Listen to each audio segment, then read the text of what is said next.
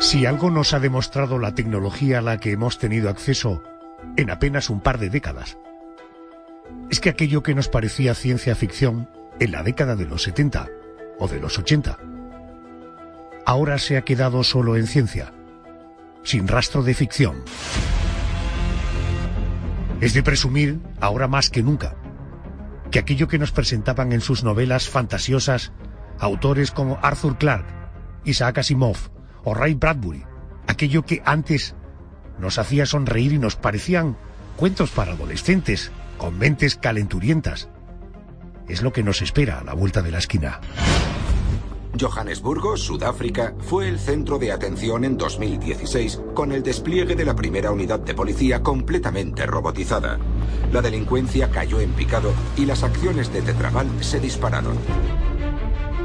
Los especialistas aseguran que en las próximas décadas seremos testigos de un avance tecnológico sin precedentes, donde las máquinas, los robots, los androides harán buena parte del trabajo físico y convivirán con nosotros de manera tan cercana que mientras que para unos resulta una idea alentadora, para otros resulta un panorama estremecedor. El mayor miedo que expresó la población fue que fueran vulnerables a los hackers.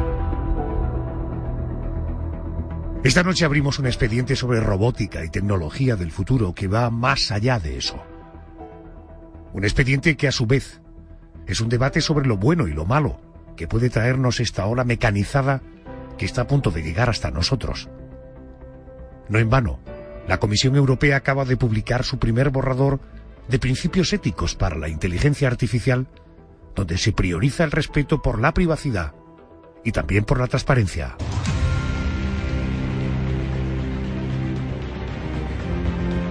¿Cómo será la tecnología del futuro? ¿Viviremos rodeados de comodidades gracias a las máquinas?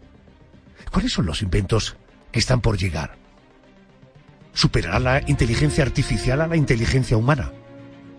¿Llegarán a dominarnos los robots tal y como plantean algunas películas de Hollywood? Me parece que lo he conseguido.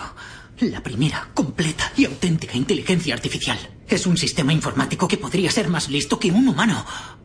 Puedo enseñarle una obra de arte y esa cosa, ese ser, podría juzgar ese arte. Decidiría si le gusta. Iniciamos nuestro viaje.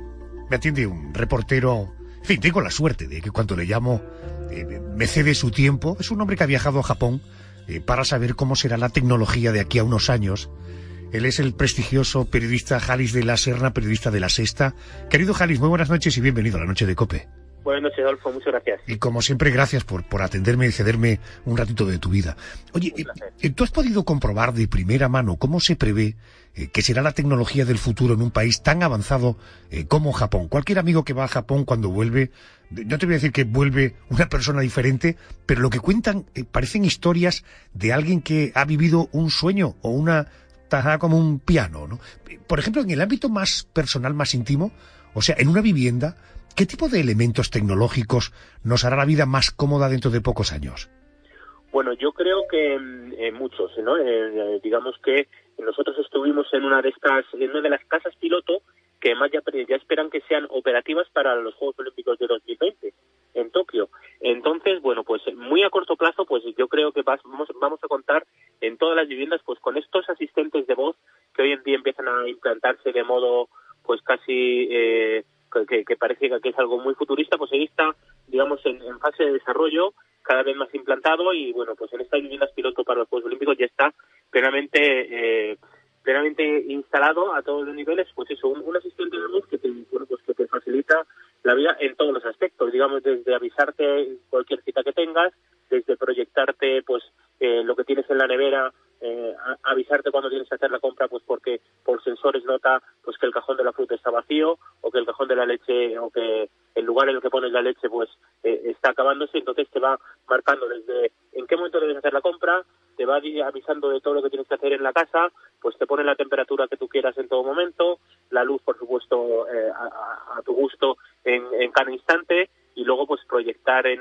una pared, digamos que la televisión se enciende chascando los dedos en una pared o con un proyector, si quieres leer un libro lo puedes ver plenamente ampliado en una pared, digamos, porque el el sistema reconoce el libro que estás leyendo y digamos que tiene una base de datos en la que tiene una gran cantidad de libros, entonces te proyecta en una pantalla el libro que tú estás viendo. Así que realmente hay muchísimos elementos que me van a facilitar mucho la vida. Me ha sorprendido algo de tu trabajo de investigación en Japón. Son los columbarios, los lugares donde se conservan las cenizas de los difuntos. Esto me ha parecido espectacular. Cuéntale a los oyentes, ¿cómo funcionan estos cementerios de última tecnología? Bueno, pues realmente a nosotros también nos quedamos muy sorprendidos cuando vimos que digamos era un país en el que la tecnología estaba muy implantada, digamos muy asentada en cosas muy rutinarias, y un poco la agenda fue esto, de descubrir que había, bueno, pues cementerios, en este caso columbarios, depósitos de cenizas de difuntos, a los que se ha aplicado la tecnología. Entonces es increíble, realmente te das cuenta que, bueno, pues es una especie de sala muy bonita, porque realmente lo han conseguido hacer muy bonito, en la cual se respira cierto ambiente íntimo, cierto ambiente de recogimiento, porque es una sala así como de una luz tenue, con unas paredes en color azul, y cada plaquita, cada cuadrado que se ve de color azul es un cajón en el que las personas pueden depositar las cenizas de sus difuntos. Entonces, la peculiaridad que tiene es que, bueno, tú vas, digamos que tu identidad y la de tu fallecido, digamos, está asociado a una llave electrónica que tú cuando entras, pues directamente la metes en la ficha de entrada, en el lugar de entrada del lugar. Entonces se ilumina en amarillo pues el cajón en el que está tu familiar, tu familiar, las cenizas de tu familiar. Entonces la verdad que es una cosa muy curiosa, ¿no? Porque está alejado de una lápida, de un sitio así gris, un sitio, ¿no? Como son los cementerios tradicionales, y lo que es un sitio pues moderno, parece un poco, se puede asemejar de apariencia al interior de una nave espacial, con cuadritos en color azul, que cuando vas, pues realmente ves que, pues eso, que la gente pues tiene ahí a su familiar, pueden abrir el cajón, pues hacer unas oraciones, o simplemente no hace falta que abran el cajón, y realmente, bueno, pues tienen su momento de recogimiento, su momento de conexión con el difunto, en esa especie de nave espacial. Dentro del ámbito de la tecnología del futuro no pueden faltar, sin duda, los robots, los androides, la tecnología punta. Con lo que has visto, ¿crees que llegarán a formar parte, me refiero a estos robots, estos androides, que llegarán a formar parte de nuestro núcleo familiar más estrecho? Pues depende, ¿no? Yo creo que en Japón, yo creo que esto sí que lo van a llevar un poco, o sí que, digamos, tienen cierta ventaja respecto a nosotros. ¿Por qué? Porque, bueno, es una cultura animista, digamos, que ellos, pues, digamos, le dan la cualidad de tener alma casi a todos los objetos, o a todos los objetos. Entonces, para ellos un robot, incluso, por definición, aunque no fuera un objeto animado, como hoy en día ya pues hay robots androides que hacen toda clase de, digamos, de movimientos, pues aunque no tuviera esta cualidad, ellos ya le otorgarían la condición de tener un alma a ese robot. Entonces, en Japón yo creo que sin ninguna duda los van a incorporar los androides como miembros de la familia, o como un amigo, o como un familiar, o como una persona con la que puedes tener cierta convivencia. Y en España yo creo que nos costará más. Yo creo que seguiremos viendo a un robot, aunque los hacen ahora mismo con aspecto semi-humanoide, ¿no? En muchos casos ya le ponen una cobertura de silicona que se asemeja mucho a la piel, fibras artificiales que se asemejan al pelo. Bueno, aunque fuera así, yo creo que esto de un robot de la familia o un robot con el que pueden mantener una conversación como si fuera una persona, yo creo que todavía queda un poquito lejos, que todavía queda a lo mejor unos años para llegar a ese punto de desarrollo tan inmenso. Lo que sí es sorprendente es la manera que se han colado estos robots, y además sin costo alguno para el japonés, en el ámbito de la sanidad, en los hospitales, incluso en los geriátricos, ¿no? Es muy sorprendente, es muy sorprendente. Yo creo que precisamente por esta condición de ser una cultura animista que le decía, te das cuenta que ves a ancianos que interactúan con robots que a lo mejor no tienen familia, o su familia vive lejos, en un geriátrico público, o no tiene tiempo para ir a verlos, y ves que son señores mayores, señores octogenarios, nonagenarios, personas que realmente de cierta edad, que bueno, que les ves que se les ilumina la cara cuando están, pues nosotros diríamos jugando con un robot, y ellos no, ellos están, bueno, pues relacionándose de manera prácticamente natural, y se relacionan con ellos y cantan canciones y repiten. Los robots tienen, digamos, un sistema de datos en el que tienen pues ciertas canciones memorizadas, entonces le proponen al abuelo cantar una canción, y y ves, más allá de que el robot, de la tecnología, que sí, que bueno, pues que cada vez va más y la tecnología siempre nos va a sorprender, pero a mí lo que más me sorprendió es la cara de auténtica ilusión, de genuina emoción que ponen los abuelos cuando están relacionándose con los robots. Jalis, este mundo de la robótica, estos servicios robóticos, ¿tuviste curiosidad por saber si estamos hablando de servicios extraordinariamente caros? Pues estamos hablando de hospitales, hablamos de la posibilidad de asistentes en viviendas particulares. ¿Son caros estos robots? Bueno, hay de todo. Realmente los hay, digamos que robots asemejables, estos que a lo mejor hemos visto en un hospital, que son asemejables a un juguete, bueno, pues puede costar en torno a 1.000 euros, incluso tal vez algo menos, y luego pues los robots tipo Pepper, que es un robot que es como con un aspecto de niño y bueno, pues casi de una personita y tal, que pues que baila, canta, da vueltas, incluso se desplaza por superficies planas con bastante rapidez y sin dificultad. Eso estaríamos hablando de que están por encima de los 10.000 euros. Realmente es una tecnología muy importante, digamos que muy desarrollada, con muchas horas de investigación detrás, y sí que realmente pues los hay caros. Jalis de la Serna es periodista de La Sexta y nos ha dedicado unos minutos esta madrugada. Jalis, te mando un abrazo muy fuerte y gracias por atenderme. Un abrazo, Adolfo. Hasta pronto. Entrada autorizada. El progreso tecnológico nos va a conducir a una sociedad tecnológica que no podemos siquiera imaginar. Una sociedad donde la figura del robot tendrá un peso fundamental.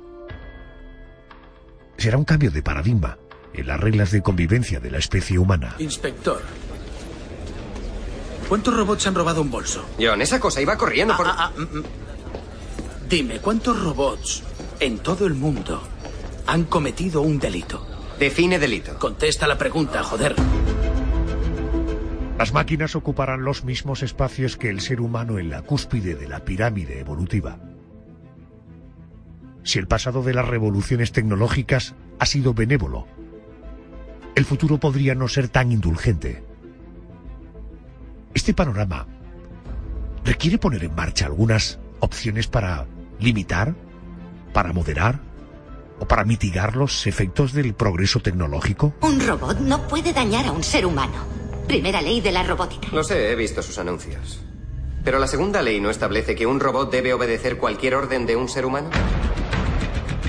En el peor de los escenarios, las cosas podrían suceder según cualquiera de las catastróficas variantes que ya hemos imaginado repetidamente en películas distópicas de ciencia ficción.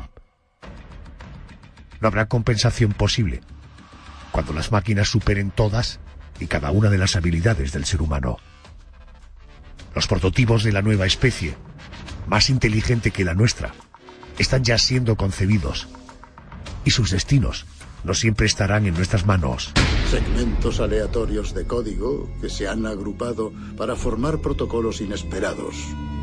De improviso, estos radicales libres generan dudas sobre el libre albedrío, la creatividad e incluso sobre la naturaleza de la misma alma.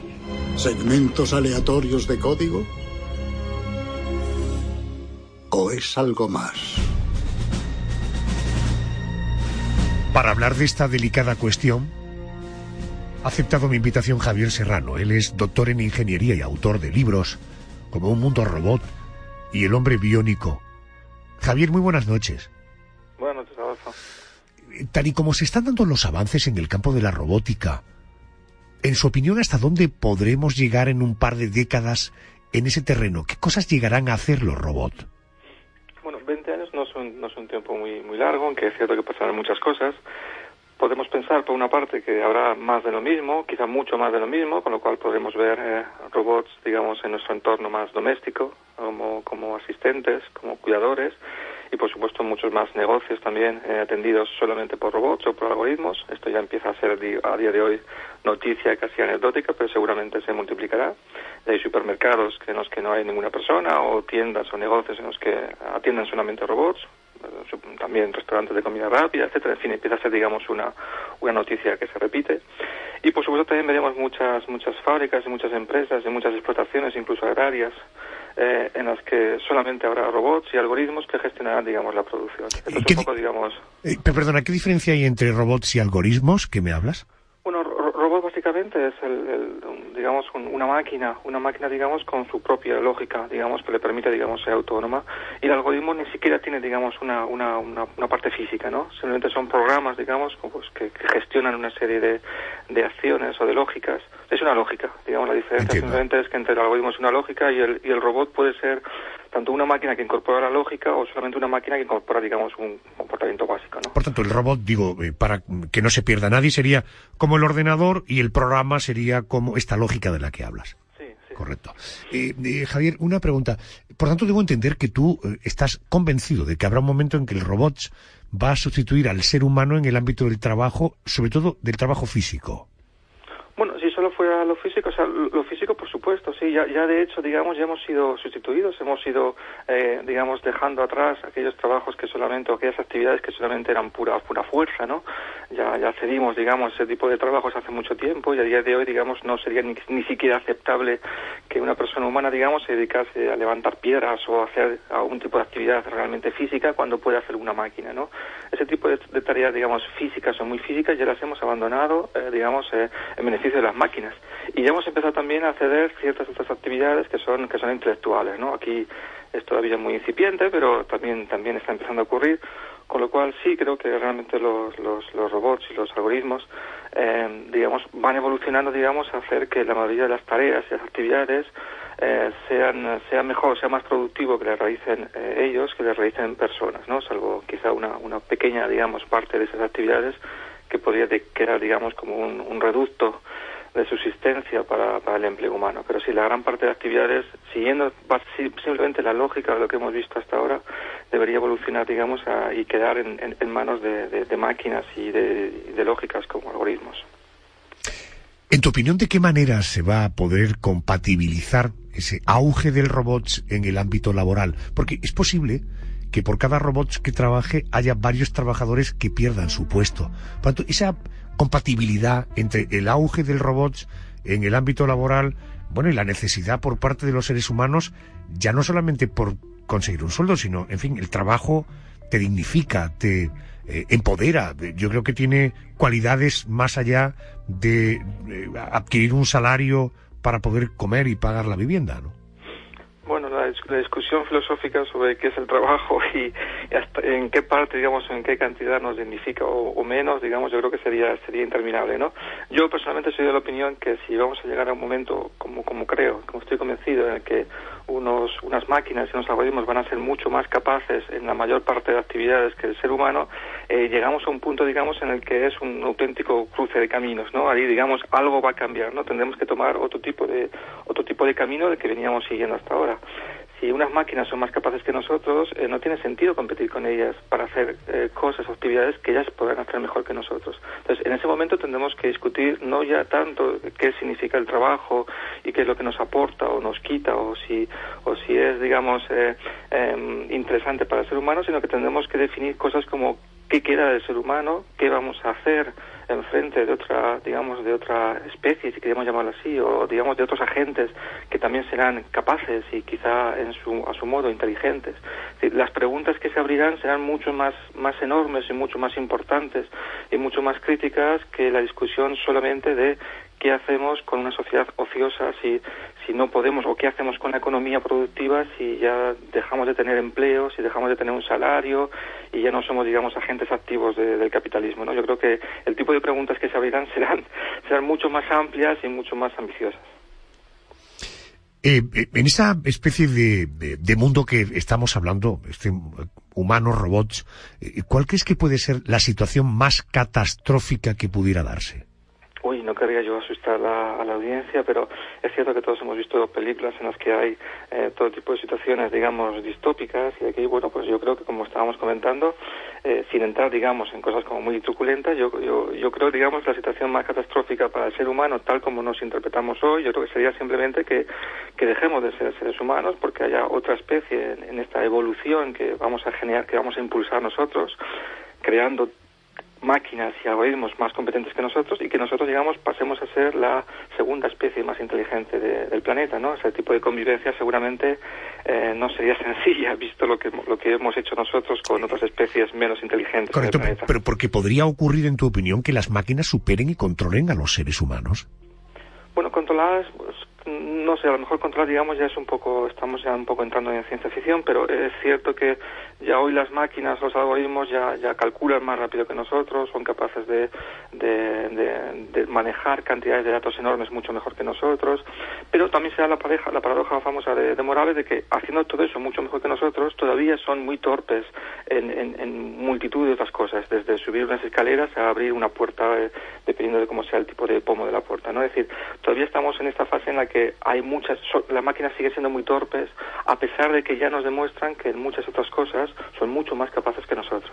Entonces, esto es solamente una cuestión de tiempo, y aquí el tiempo, por supuesto, es la gran discusión. Yo creo que en la mayoría, yo he estado 2 años y medio, casi 3, tratando muchísimos materiales para escribir el libro, y básicamente al final la discusión no es tanto qué va a ocurrir, sino cuándo va a ocurrir. ¿Sabes? Yo creo que la mayoría de las personas la mayoría de las opiniones y de expertos y de todo tipo de personas se pueden reducir en el cuándo, no tanto en el qué. Todo el mundo piensa que tarde o temprano serán en 20 años o sea en 200, pero aparte de la escala temporal, todo el mundo piensa que va a ocurrir en que un día las máquinas tendrán esa famosa inteligencia general. Es decir, no serán solamente capaces de hacer algo muy bien, como calcular, que ya lo hacen mejor que nosotros, sino que serán capaces de hacer cualquier actividad que conocemos igual o mejor que un ser humano, seguramente mejor.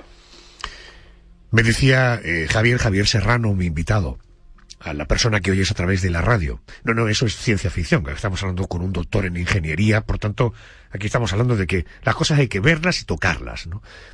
Un robot, además de ser programado por el hombre, hoy, o en breve, ¿puede aprender? ¿Puede evolucionar por sí solo? Bueno, a día de hoy no, a día de hoy las máquinas no son autónomas, tienen, por supuesto, tienen un código embebido en su diseño y se tienen que ceñir, digamos, a ese tipo de instrucciones, ¿no? Acción-reacción. En caso que ocurra un tipo de acción, las máquinas pueden ejercer el tipo de reacción a la que están programadas, ¿no?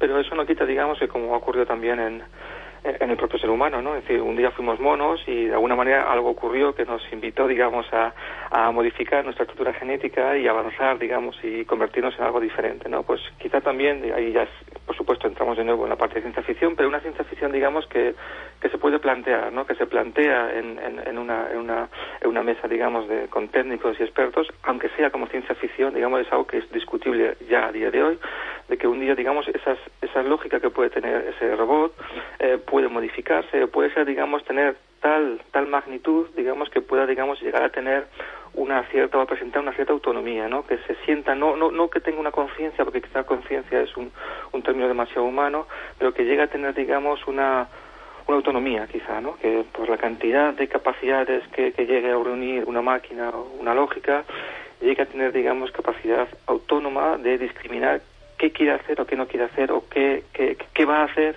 ante determinado curso de acciones, cosas, digamos, que no estaban embebidas en su programación humana, ¿no? Eso sí que yo creo que se puede empezar ya a plantear, digamos, como hipótesis de trabajo, aunque sea en un futuro muy remoto, ¿no? Bueno, en todo caso, reacciones de las máquinas, yo entiendo por reacciones también los simples juegos. Es decir, si voy por aquí, habrá un desarrollo, y si hay por aquí, habrá también un desarrollo. Pero son reacciones que tiene, en este caso, el propio programa, ¿no? Sí, por ejemplo, lo hemos visto cuando las máquinas han conseguido ganar al ajedrez o al Go, o al fin a todos estos juegos que hemos ido viendo en los últimos años, cómo se pensaban, digamos, que no eran terreno propicio para las máquinas, porque requerían, en su momento se ponían como ejemplo de algo que nunca una máquina podría hacer, o un algoritmo, porque realmente requerían una intuición, o requerían, digamos, una lógica, o incluso, digamos, una creatividad a la hora de mover determinada pieza de un tablero. Pues hemos visto como, aunque esa intuición o esa capacidad creativa no la tenga una máquina, sí que se puede compensar teniendo, digamos, otro tipo de capacidades, ¿no? Por la capacidad de hacer millones de cálculos por segundo, etcétera, etcétera, cosas que el ser humano no tiene capacidad, ¿no? Entiendo. ¿Qué es lo que tú llamas hombre biónico? Bueno, el hombre biónico, en en cierto modo es un ser humano, digamos, que se resiste o que se resiste, digamos, a perder capacidades frente a las máquinas capaces, o al revés, tal vez se puede ver de otro modo diciendo que es un ser humano que quiere incorporar esos desarrollos tecnológicos a su propia biología. Perdón, eso nos podría llevar a convertirnos en un robot de forma voluntaria y, por tanto, tener la posibilidad de ser, si no digo eternos, desde luego, multiplicar por n veces la capacidad vital, ¿no? Sí, es una forma, hay varias formas, ahí se discuten varias formas de que podamos llegar a ser eternos, y una de ellas, por supuesto, sería incorporar tecnología en nuestra biología. Si nuestra biología se degrada y, digamos, envejece y pierde capacidades, una posibilidad sería incorporar tecnología, pues cualquier órgano, cualquier capacidad que por lo que sea se ha deteriorado por el paso del tiempo en el ser humano, por un accidente, pues podemos, digamos, simplemente mejorarla o cambiarla o recuperarla gracias a una intervención tecnológica. Hoy ya en día ya sabemos lo que es tener trasplantes, digamos, de otros seres humanos. También hay ya experimentos con trasplantes de órganos, digamos, que se han creado mediante impresión 3D, por ejemplo, o de órganos de otros animales. Bueno, pues en el futuro serán simplemente órganos que serán tecnológicos, pura tecnología, y que podremos incorporar simplemente como reemplazo, pero no solamente como reemplazo, sino también como mejora. Es decir, de la misma manera que ponemos una prótesis de titanio, una prótesis de cadera de titanio, una prótesis de rodilla, y que tiene ya que nos hace recuperar esas funcionalidades que habíamos perdido, el día de mañana podría también tener ciertas capacidades motoras adicionales.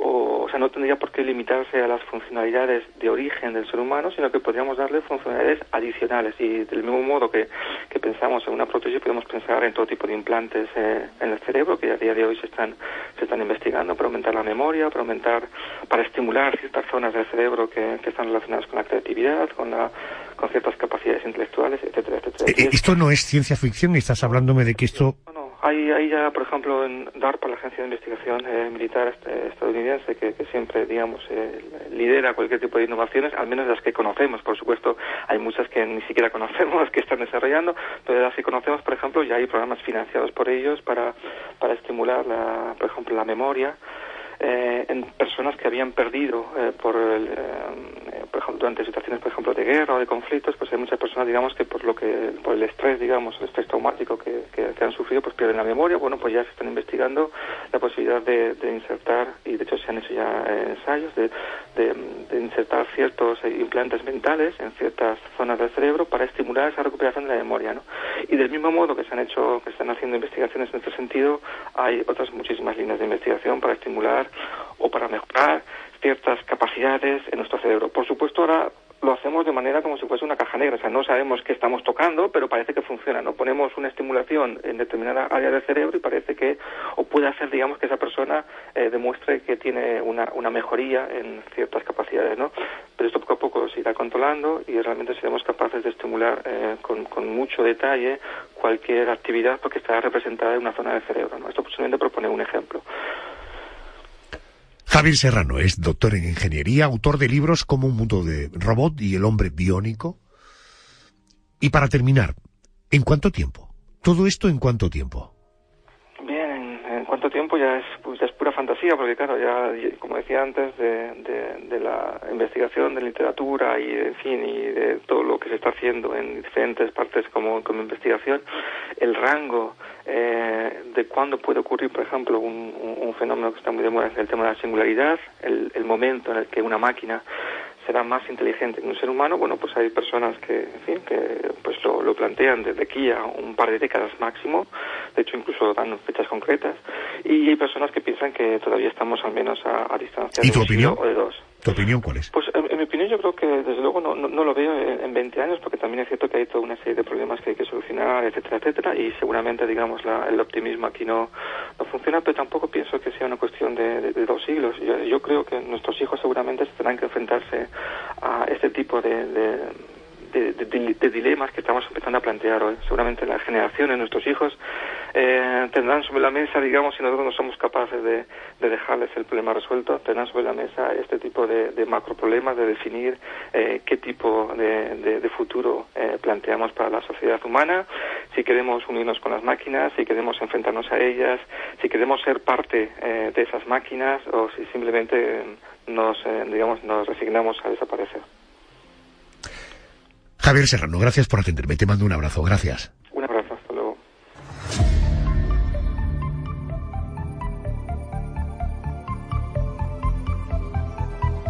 Si echamos la vista atrás, no podemos evitar sorprendernos al comprobar de qué manera tan contundente ha avanzado nuestra tecnología en los últimos 30 años.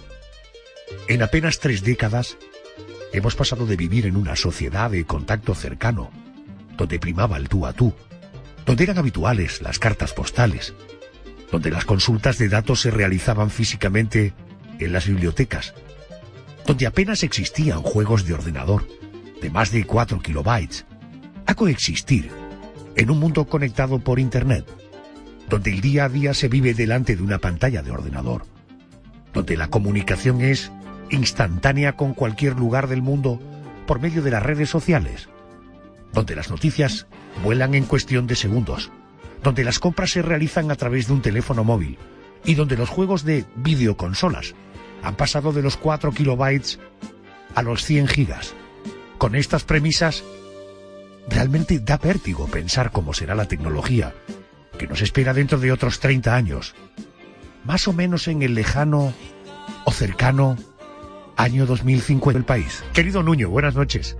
Buenas noches, Adolfo. Los especialistas coinciden en que más o menos para el año 2050 tendremos a nuestra disposición una tecnología tan avanzada que podremos superar retos hoy día impensables. Uno de los avances será el de máquinas que logren ahondar en el cerebro humano de tal manera que se podrá luchar contra diferentes enfermedades. Nuño, ¿qué tipo de funciones podrían tener esta clase, vamos a decir, de escáneres? Bueno, pues podrían tener funciones de muchos tipos. Lo primero, para escanear el cerebro de una persona y saber más o menos qué está pensando o qué tipo de cosas está viendo sin saber o sin que lo describa la persona. Y también, bueno, pues podría tener aplicaciones médicas, ¿no? Intentar ver cómo funciona el cerebro de una persona o de un paciente de una forma rápida y ver si tiene alguna disfunción en alguna de las partes funcionales del cerebro afectadas por una enfermedad crónica o por otro tipo de enfermedad. Debo entender que podría albergarse esperanzas para luchar contra el Alzheimer o el autismo o el Parkinson. Puede ser, aunque no es que vaya a ser un tratamiento, sino más bien una máquina de descubrimiento. Es decir, lo que ahora mismo se está investigando, dando los primeros pasos realmente, es entender cómo se conectan los millones y millones de neuronas que forman el cerebro y que son, en teoría, células aisladas, pero cuya conexión da lugar a la complejidad inmensa de la mente humana, ¿no? Entonces, con este tipo de herramientas, lo que se va a conseguir acelerar mucho es la investigación y posiblemente el descubrimiento de nuevas formas de diagnóstico y tal vez de tratamiento de enfermedades neurológicas. Hay una disciplina llamada genómica que estudia los genomas y su aplicación en la biotecnología. Te ruego, por favor, que con palabras lo más coloquiales que sea posible, naturalmente, ¿qué es exactamente esto de los genomas y qué tipo de usos se pueden aplicar en unas cuantas décadas en el ámbito de la medicina? Bueno, pues el genoma es un poco el libro de instrucciones de cada persona, es decir, es un código genético con millones de palabras, por así decirlo, con millones de letras, que define lo que es una persona. Es decir, la traducción de ese libro en proteínas da todo lo que necesita un ser humano para vivir, y es exclusivo de cada persona, es decir, cada persona tiene un genoma diferente. Entonces, poder conocer de una forma rápida este genoma y poder, como se ha conseguido gracias a herramientas de edición genética en los últimos años, conseguir corregir defectos, abre unas posibilidades de poder tratar enfermedades inmensas, ¿no? Sobre todo al principio, enfermedades que se deben a un solo gen, a una sola errata en una sola palabra dentro de ese libro de la vida.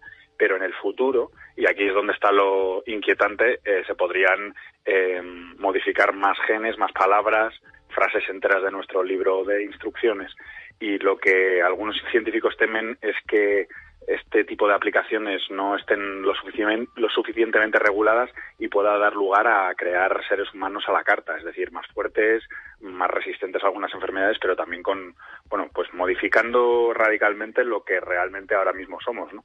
Entiendo. Si hablamos de una enfermedad, en fin, tan común como, en fin, aterradora, nos aterra cuando hablamos del cáncer a los seres humanos. En 2050 tendremos muchas más victorias frente a diferentes tipos de cánceres. En esto no tenemos ninguna duda, pero 2050 respecto de hoy, 2019, ¿estamos hablando de cosas muy diferentes? Pues, hombre, es muy difícil predecir, ¿no?, cómo va a evolucionar la investigación del cáncer. Lo que sí que podemos saber es que tendremos tratamientos muchísimo más personalizados. Es decir, probablemente vayamos al oncólogo y el oncólogo nos haga un fármaco para nuestro cáncer específico, para nuestro tipo de tumor, que probablemente, posiblemente compartamos con un puñado de personas o incluso sea único. Entonces, gracias al avance y al abaratamiento de la secuenciación genética y también de la manipulación de las células humanas, por ejemplo, de la manipulación de las células del sistema inmune para que reconozcan ciertos tipos de tumores, puede haber avances muy importantes en la lucha contra ciertos cánceres. Primero serán o están siendo ya los cánceres de la sangre, por ejemplo, y en un futuro próximo se piensa que este tipo de aplicaciones también podría dar tratamientos contra los tumores más complicados o con los tumores que ahora mismo no responden bien a los fármacos actuales. Me acompaña, le oyes a través de la radio, él es Nuño Domínguez, es periodista del diario El País, persona absolutamente entusiasmada con lo que nos espera en los próximos años y, por tanto, perfectamente documentada para contestar a estas preguntas. Nuño, si conseguimos dentro de algunas décadas que el ser humano tenga una mayor longevidad, ¿podría ser algo común la maternidad, por ejemplo, a los 60 años? Pues así es eso es lo que dicen los expertos de reproducción asistida actualmente. La esperanza de vida está creciendo y la posibilidad de que con tratamientos hormonales o otro tipo de tratamiento se pueda ampliar la edad reproductiva de las personas es una posibilidad que está ahí y que el propio mercado, la propia industria de la fecundación, o sea, de la reproducción asistida está yendo hacia esa meta, ¿no? Y hace pocos días también conocimos otro avance que tiene que ver con esto, que es que por primera vez se pudo traer al mundo un niño gracias a un trasplante de útero entre una persona muerta, un cadáver, a la que le extrajeron el útero, se lo implantaron a una mujer viva y gracias a eso esta mujer que tenía una infertilidad congénita pudo dar a luz un niño, ¿no? Entonces, por lo que me contaban los expertos en este campo, decían que esto posiblemente también sea posible hacerlo con personas que no tienen asignado un sexo femenino, es decir, que personas a las que se les pueda instalar o injertar un útero y que puedan tener un niño y después se les retiraría el útero. No tienen por qué ser mujeres. Es decir, o sea, da lugar a unas posibilidades bastante inquietantes desde el punto de vista ético, ¿no? ¿Tú podrías quedar embarazado?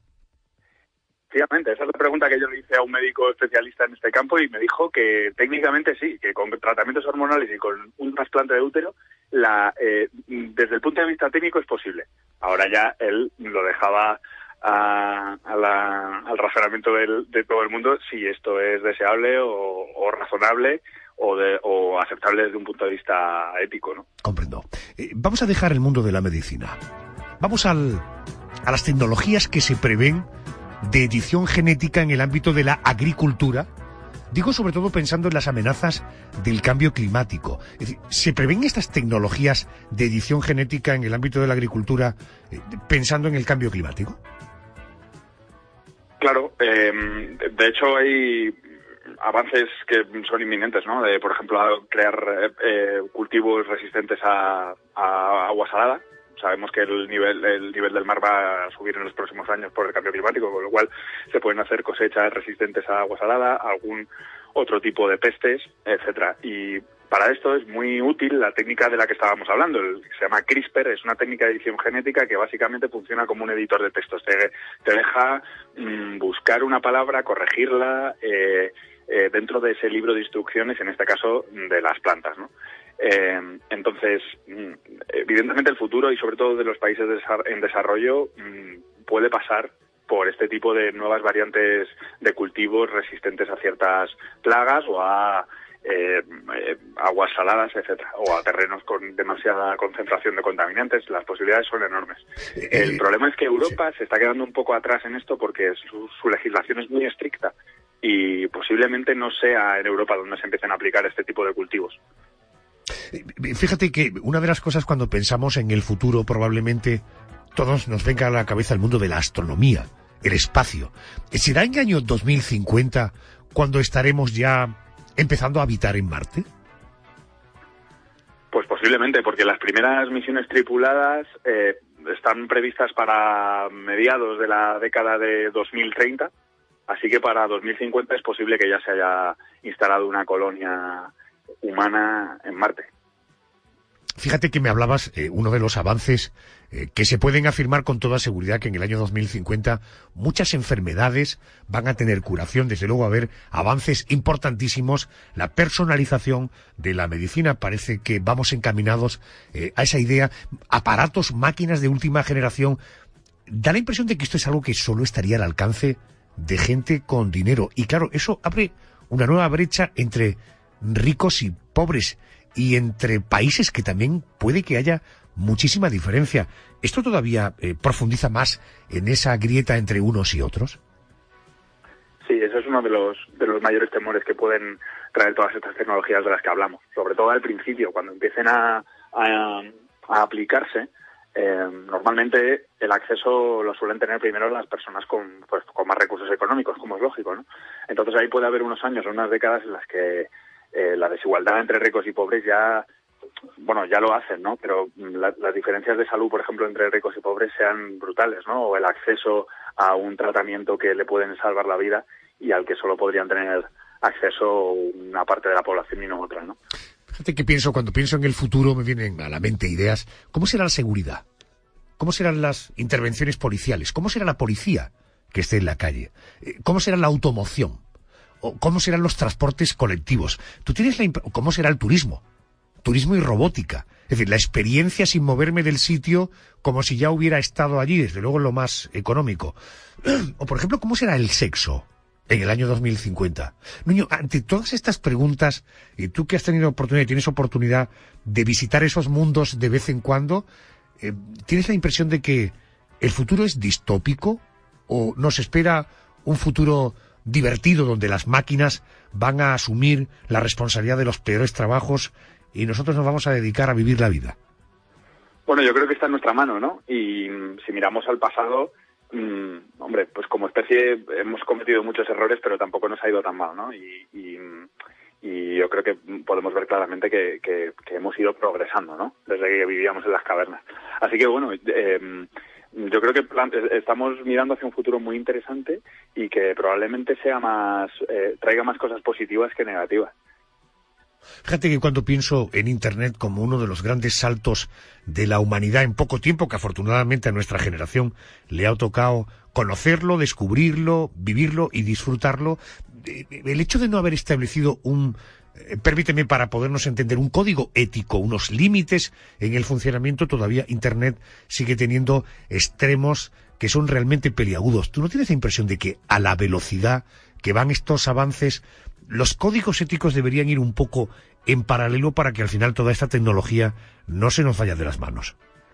Totalmente, deberían ir mucho más rápido. Lo que pasa es que al final suele pasar que las tecnologías adelantan a la capacidad de los humanos de legislar o de establecer códigos éticos.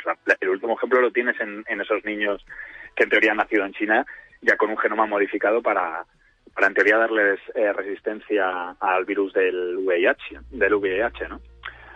Y ha llegado mucho antes de que haya una legislación internacional o un tratado ético internacional que no permita estas cosas o que las prohíba. Así que bueno, lo importante yo creo, más que adelantarse, que por lo que vemos no es muy fácil, al menos tomar las medidas lo más rápido posible una vez que las tecnologías ya están aquí y que pueden tener consecuencias muy importantes, ¿no?, en lo que somos como especie. Correcto.